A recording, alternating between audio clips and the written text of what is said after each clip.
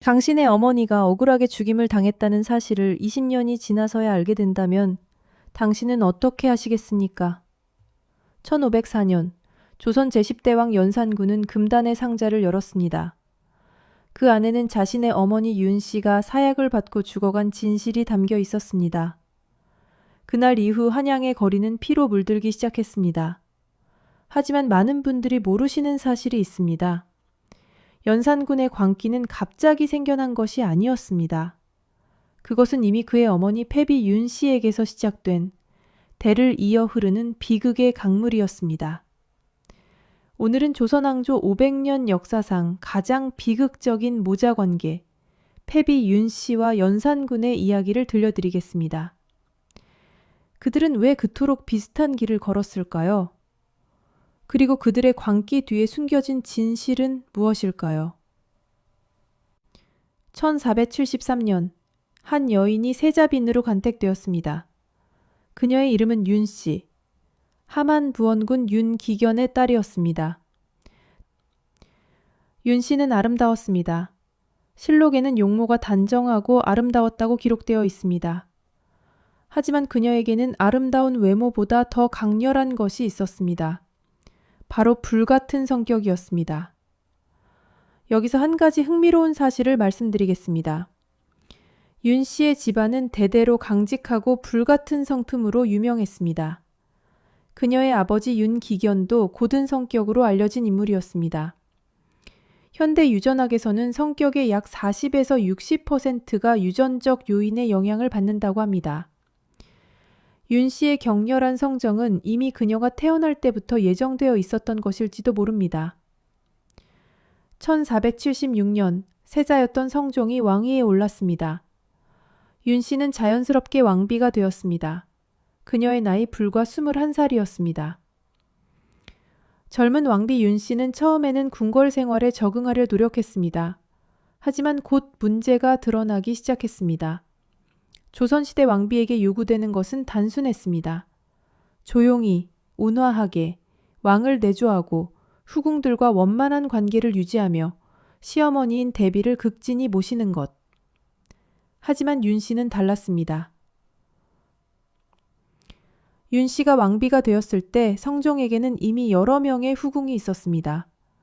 그 중에서도 성종이 특히 총애한 여인이 있었습니다. 숙이 엄씨였습니다. 처음에 윤 씨는 참으려 했습니다. 왕비라면 당연히 감내해야 하는 일이라고 스스로를 달랬습니다. 하지만 성종이 엄씨의 처소로 가는 횟수가 늘어날수록 윤 씨의 마음속에는 검은 감정이 자라났습니다.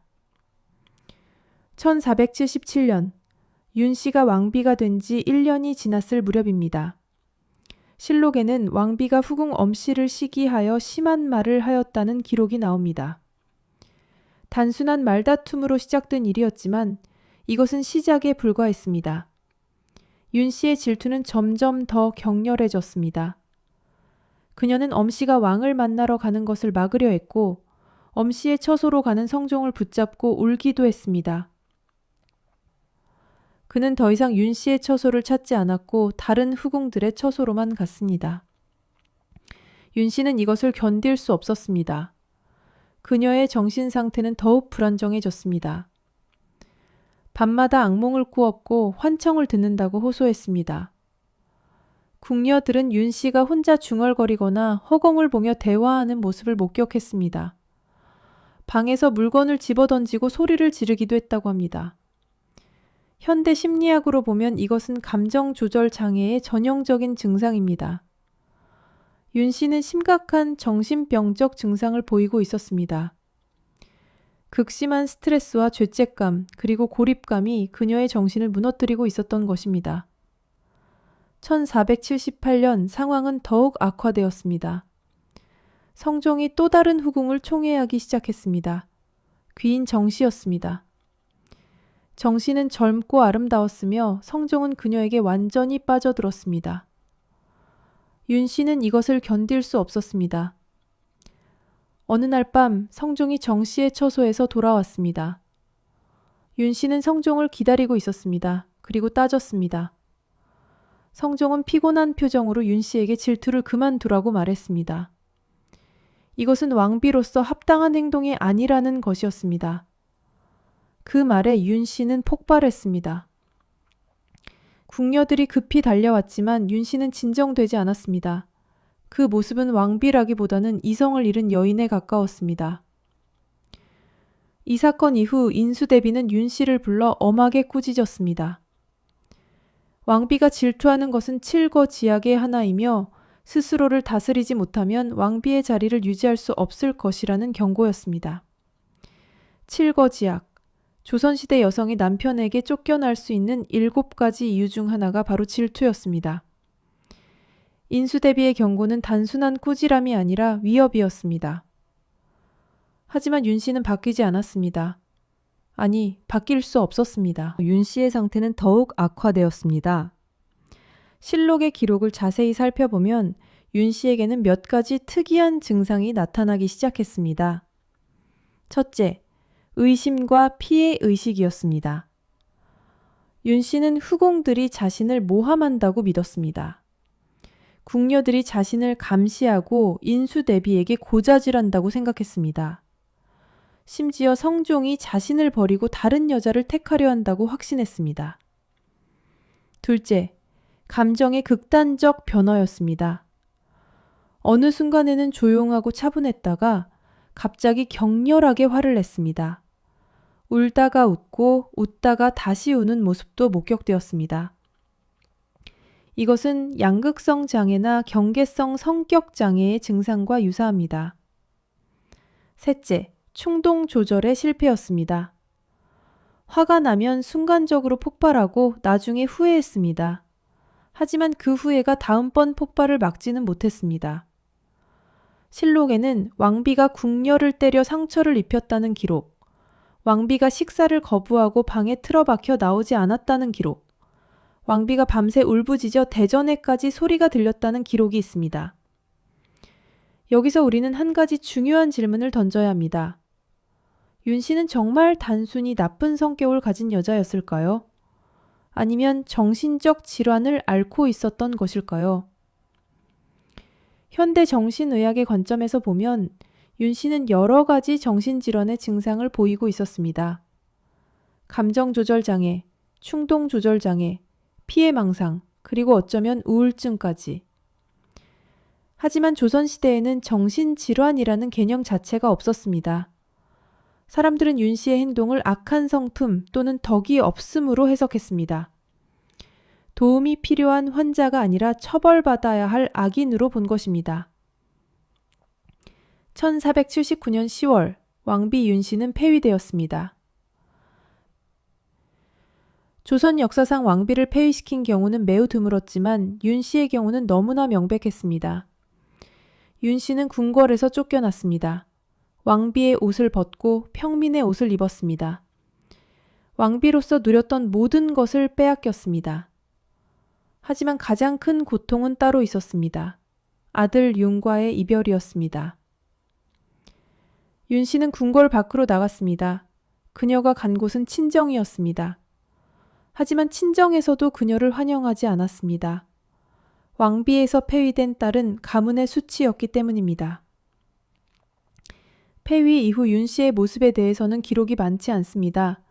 다만 몇 가지 단편적인 기록이 남아 있습니다. 윤 씨가 매일 궁궐을 향해 절을 하였다는 기록, 윤 씨가 아들을 그리워하며 울었다는 기록, 윤 씨가 밤낮으로 방황하였다는 기록. 현대 심리학으로 보면 윤 씨는 심각한 우울증과 외상 후 스트레스 장애를 겪고 있었을 것입니다. 모든 것을 잃었습니다. 지위도, 명예도, 무엇보다 사랑하는 아들도. 그녀의 정신은 이미 한계를 넘어선 상태였습니다. 1482년 8월, 조정에서는 윤 씨를 어떻게 처벌할 것인가를 논의했습니다. 신하들의 의견은 갈렸습니다. 일부는 패비가 이미 왕비가 아니므로 엄하게 처벌할 필요가 없다고 주장했습니다. 하지만 대부분의 신하들, 특히 인수대비의 뜻을 받든 신하들은 사약을 내려야 한다고 주장했습니다. 성종은 고민했습니다. 윤 씨는 한때 자신의 아내였고 아들 융의 어머니였습니다. 하지만 왕실의 질서를 어지럽혔습니다. 인수대비는 단호했습니다. 윤 씨를 살려두면 후환이 있을 것이며 윤 씨는 이미 정신이 온전치 않으니 다시 무슨 일을 저지를지 알 수 없다고 말했습니다. 결국 1482년 8월 16일 사약이 내려졌습니다. 윤 씨는 사약을 받았습니다. 그녀의 나이 27, 아직 젊은 나이였습니다. 죽기 직전 윤 씨는 무슨 생각을 했을까요? 실록에는 기록되어 있지 않지만 그녀는 분명 아들을 생각했을 것입니다. 8살 된 아들, 이제 어머니 없이 혼자 살아가야 할 아들. 융에게 미안하다고, 너를 지켜주지 못해서 미안하다고, 부디 건강하게 자라라고, 훌륭한 왕이 되라고 마음속으로 말했을 것입니다. 윤 씨는 사약을 마셨습니다. 그리고 천천히 눈을 감았습니다. 패비 윤 씨의 삶은 그렇게 끝났습니다. 왕비로 6년, 패비로 3년, 총 9년간의 짧은 궁궐 생활이었습니다. 하지만 그 9년은 조선 역사에 깊은 상처를 남겼습니다. 그리고 그 상처는 그녀의 아들을 통해 다시 한번 폭발하게 됩니다. 융은 궁궐이라는 특수한 환경에서 자랐습니다. 모든 사람이 그를 왕세자로 대했지만 진심으로 그를 사랑해주는 사람은 없었습니다. 아버지 성종은 바빴고 할머니 인수대비는 엄격했으며 새어머니 정현왕후는 거리감이 있었습니다. 그의 마음속 깊은 곳에는 채워지지 않은 공허함이 자리 잡고 있었습니다. 그리고 그 공허함의 중심에는 어머니의 부재가 있었습니다. 융은 자라면서 점점 더 이상한 특징을 보이기 시작했습니다. 그는 감정 기복이 심했습니다. 어떤 날은 명랑하고 활발했지만 어떤 날은 우울하고 침울했습니다. 궁녀들은 왕세자의 기분을 예측할 수 없다고 수군거렸습니다. 또한 융은 충동적이었습니다. 갑자기 화를 내거나 갑자기 울거나 예측할 수 없는 행동을 했습니다. 스승들은 왕세자를 가르치기 어렵다고 호소했습니다. 성종은 걱정했습니다. 아들의 성격이 점점 어머니 윤 씨를 닮아간다는 것을 알아챘기 때문입니다. 같은 감정의 기복, 같은 충동성, 같은 통제의 어려움. 하지만 성종은 그 이유를 알지 못했습니다. 그것이 단순히 윤 씨의 나쁜 성격이 유전된 것이라고만 생각했습니다. 그 뒤에 숨겨진 정신적 질환, 그리고 환경적 요인을 이해하지 못했습니다. 융은 불행하게도 최악의 상황에 놓여 있었습니다. 어머니로부터 물려받은 취약한 유전적 소인, 그리고 어머니의 부재로 인한 불안정한 애착이라는 환경적 요인.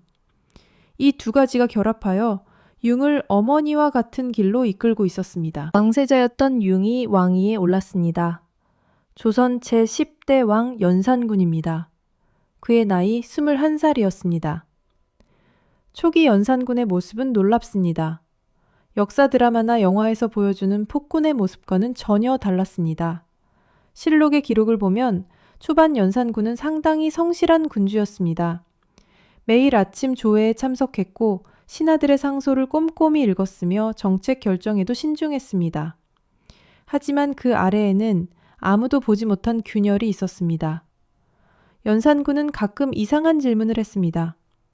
짐의 생모는 어디 계시는가? 생모께서 돌아가셨다면 무슨 병으로 돌아가셨는가? 하고 물었습니다. 신하들은 얼버무렸습니다. 구체적인 대답은 없었습니다. 시간이 흐르면서 연산군에게서 이상한 패턴이 나타나기 시작했습니다. 그는 점점 더 감정적으로 변했습니다. 신하들의 간언을 듣지 않았고 자신의 뜻대로 되지 않으면 폭발했습니다. 이것은 그의 어머니 윤 씨의 모습과 놀랍도록 닮아 있습니다. 참지 못하는 분노, 자신의 감정을 통제하지 못하는 모습, 감정을 조절하는 편도체와 전전두엽 피질의 연결 패턴, 세로토닌과 도파민 같은 신경 전달 물질의 조절 시스템, 이 모든 것이 부모로부터 자식에게 전달됩니다. 연산군은 어머니를 닮아가고 있었습니다. 유전자가 기억하는 방식으로. 하지만 단순히 유전만의 문제는 아니었습니다. 연산군의 성장 환경 또한 그를 변화시키고 있었습니다. 연산군은 서서히 깨달아갔습니다. 궁궐에는 진심이 없다는 것을, 모든 사람이 무언가를 숨기고 있다는 것을. 1501년 연산군은 우연히 신하들이 자신을 비판하는 상소문을 발견했습니다. 그 상소문에는 전하께서 사냥과 유흥에 빠져 정사를 돌보지 않으신다는 내용이 있었습니다. 연산군은 분노했습니다. 자신은 매일 조회에 나가고 정사를 처리하고 있는데 신하들은 뒤에서 이런 말을 하고 있었던 것입니다. 이 사건이 연산군에게 의심을 심어주었습니다. 이들은 나를 진심으로 섬기지 않는구나 하고 연산군의 불신은 점점 커져갔습니다. 1504년 10월 연산군 재위 10년째 되는 해였습니다. 연산군은 어머니 패비윤 씨의 죽음에 대한 진실을 알게 되었습니다. 연산군은 분노로, 슬픔으로, 충격으로 온몸을 떨었습니다. 연산군이 진실을 알게 된 이후 그는 완전히 다른 사람으로 변했습니다. 실록에는 왕이 크게 곡하였다고 기록되어 있습니다. 31살의 왕이 오래전에 잃어버린 어머니를 위해 통곡했습니다. 하지만 눈물이 마르자 그것은 분노로 바뀌었습니다. 어머니로부터 물려받은 유전자가 깨어났습니다. 통제할 수 없는 분노가, 파괴적인 충동이. 1504년 10월 갑자사화가 시작되었습니다. 연산군은 어머니의 폐위와 죽음에 관련된 모든 사람을 색출하라고 명령했습니다. 윤필상, 성준, 노사신, 정여창 등 당대의 명망 있는 신하들이 죽임을 당했습니다. 이들 중 일부는 직접적으로 윤 씨의 죽음에 관여한 사람들이었지만 일부는 단지 그 시절 조정에 있었다는 이유만으로 죽었습니다. 가장 극적인 것은 인수대비에 대한 처우였습니다. 연산군은 할머니인 인수대비를 직접 죽일 수는 없었습니다. 유교 사회에서 조부모를 해치는 것은 상상할 수 없는 죄악이었기 때문입니다. 대신 그는 인수대비가 쓴 책 내훈을 불태우라고 명령했습니다. 인수대비가 평생 심혈을 기울여 만든 책을, 그녀가 여성의 교육을 위해 쓴 책을. 이것은 상징적인 사례였습니다. 할머니가 소중히 여긴 것을 파괴함으로써 그녀의 영혼을 죽이는 것이었습니다. 1506년 인수대비는 죽었습니다. 실록에는 병사라고 기록되어 있지만 역사학자들은 연산군의 박해로 인한 심적 고통이 죽음을 앞당겼다고 봅니다.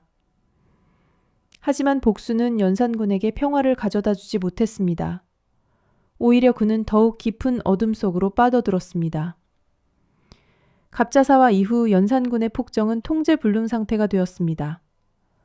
1505년 연산군은 흥청이라는 제도를 만들었습니다. 전국에서 미녀들을 뽑아 궁궐로 데려와 춤과 노래를 배우게 한 것입니다. 성균관, 그 자리에 유흥 공간을 만들었습니다. 조선 최고의 교육기관이 왕의 누리터가 된 것입니다. 백성들의 집을 마음대로 헐어버리고 그 자리에 사냥터를 만들었습니다. 간언하는 신하들은 혀를 잘라버리거나 죽였습니다. 왜 그는 이토록 극단적으로 변해버렸을까요? 현대 심리학은 이를 외상후 반응으로 설명합니다. 연산군은 어머니의 죽음이라는 엄청난 외상을 경험했습니다. 더욱이 그것은 단순한 죽음이 아니라 배신과 은폐가 얽힌 죽음이었습니다. 외상을 경험한 사람은 때로 극단적인 방식으로 대응합니다. 누구도 믿을 수 없게 되고 세상 전체가 적으로 보이며 자신을 보호하기 위해 먼저 공격합니다. 이것은 정신의 붕괴가 아니라 역설적으로 생존을 위한 몸부림입니다. 연산군의 유흥과 방탕도 같은 맥락에서 이해할 수 있습니다. 그것은 고통을 잊기 위한 자기 파괴적 행동이었습니다. 술과 여자와 사치 속에서 그는 어머니의 비극을 잊으려 했습니다. 하지만 잊을 수 없었습니다. 1506년 9월 신하들이 반정을 일으켰습니다. 연산군은 폐위되었고 그의 이복 동생인 진성대군이 왕위에 올랐습니다. 중종입니다. 연산군은 폐위되어 강화도로 유배되었다가 2달 후 그곳에서 죽었습니다. 공식적으로는 병사였지만 많은 역사학자들은 암살당했다고 봅니다. 그의 나이 37이었습니다. 그리고 가장 비극적인 일이 일어났습니다. 연산군이 폐위되면서 그의 어머니 윤 씨의 명예도 다시 박탈당했습니다. 연산군이 복권시켰던 것들이 모두 되돌려졌습니다. 윤 씨는 다시 패비가 되었고 연산군의 모든 행동은 미친 폭군의 광기로 기록되었습니다. 연산군이 어머니를 위해 했던 모든 것이 결국 어머니를 더욱 깊은 수치 속으로 밀어넣은 것입니다. 감정을 통제하지 못한 채 했던 모든 행동들은 어머니와 아들 모두를 파멸시켰습니다. 이들은 왜 이렇게 변했을까요? 이제 우리는 패비 윤 씨와 연산군의 비슷한 생활 환경과 상황을 함께 보며 그들의 변화에 대해 이해해 볼 수 있습니다. 두 사람은 놀랍도록 비슷한 특징을 보입니다. 첫째, 그들의 변화는 외로움과 사랑에 대한 갈망으로 시작됩니다. 윤 씨는 진정으로 자신을 사랑해주는 사람이 없었고, 그래서 성정의 사랑에 집착했습니다. 연산군 역시 진정으로 자신을 사랑해주는 사람이 없었고, 그래서 어머니의 사랑에 집착했습니다. 둘째, 감정 조절의 실패. 윤 씨는 질투를 참지 못했고, 때로는 감정 통제를 하지 못해 궁을 불안하게 하였습니다. 연산군은 분노를 참지 못했고 순간적으로 수많은 사람을 죽였습니다. 둘 다 한 번 감정이 폭발하면 멈출 수 없었습니다. 셋째, 충동성과 예측 불가능성. 윤 씨는 궁녀들을 때리거나 물건을 집어던지거나 예측할 수 없는 행동을 했습니다. 연산군도 마찬가지였습니다. 어제까지 총애하던 신하를 오늘 죽이고 갑자기 정책을 바꾸고 아무도 예측할 수 없는 결정을 내렸습니다. 넷째, 피해의식과 의심. 윤 씨는 후궁들과 시어머니가 자신을 모함한다고 믿었습니다. 연산군은 신하들이 자신을 배신하고 이용한다고 믿었습니다. 둘 다 세상 전체가 자신의 적이라고 느꼈습니다. 다섯째, 자기 파괴적 행동. 윤 씨는 자신의 지위를 위협하는 행동을 반복했고 결국 폐위와 죽음에 이르렀습니다. 연산군도 자신의 왕위를 위협하는 폭정을 계속했고 결국 폐위되었습니다. 둘 다 자신을 스스로 파괴했습니다. 여섯째, 외로움과 사랑에 대한 갈망. 윤 씨는 진정으로 자신을 사랑해주는 사람이 없었고 그래서 성종의 사랑에 집착했습니다. 연산군 역시 진정으로 자신을 사랑해주는 사람이 없었고 그래서 어머니의 사랑에 집착했습니다. 이토록 비슷한 점은 우연일까요? 아닙니다. 유전학적으로 보면 연산군은 어머니로부터 감정 조절이 어려운 기질을 물려받았을 가능성이 큽니다. 세로토닌 운반체 유전자, 도파민 수용체 유전자 등 감정 조절과 관련된 여러 유전자들이 부모로부터 자식에게 전달됩니다. 하지만 더 중요한 것은 환경입니다. 연산군은 어머니의 유전자만 물려받은 것이 아니라 어머니와 비슷한 환경을 경험했습니다. 윤 씨는 왕비로서 외로웠고 사랑받지 못한다고 느꼈으며 통제할 수 없는 상황에서 무력함을 느꼈습니다. 연산군 역시 왕으로서 외로웠고 진정으로 사랑해주는 사람이 없었으며 모든 것이 거짓과 음모로 가득하다고 느꼈습니다. 패비 윤 씨와 연산군의 행동이 옳다고 옹호하는 것이 아닙니다. 그들의 옳지 못한 선택이 왜 발생했는지, 그것의 결과는 어땠는지를 이야기했을 뿐입니다. 공허함과 배신의 상황 속에서 그들은 생존을 위한 몸부림으로써 자신을 제외한 모두를 공격하였습니다. 제어하지 못한 감정의 소용돌이는 스스로를 파멸로 이끌었습니다. 그것은 어머니를 잃은 성숙하지 못한 아들의 슬픔이었습니다. 그것은 억울하게 죽은 어머니를 위한 성숙하지 못한 아들의 사랑이었습니다. 다음 영상에서 또 만나 뵙겠습니다. 감사합니다.